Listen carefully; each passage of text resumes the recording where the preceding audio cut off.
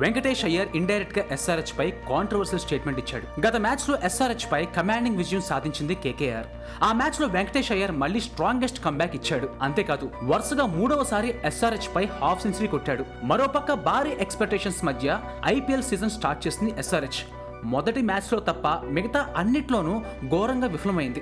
అయితే మ్యాచ్ అనంతరం మీడియా ఇంటరాక్షన్లో పాల్గొన్న వెంకటేష్ అయ్యర్ మాట్లాడుతూ, క్రికెట్లో యాగ్రెషన్ అంటే ప్రతి బాల్ 6 కొట్టడానికి ట్రై చేయడం కాదు, కండిషన్స్ని అర్థం చేసుకొని సమయస్ఫూర్తితో ఆడటం.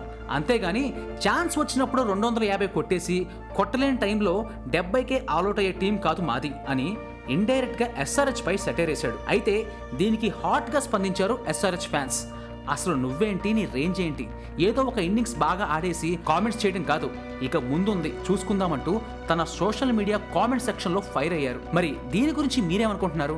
వెంకటేష్ ఈ విధంగా ఎస్ఆర్హెచ్ పై కామెంట్స్ చేయడం కరెక్టే అంటారా?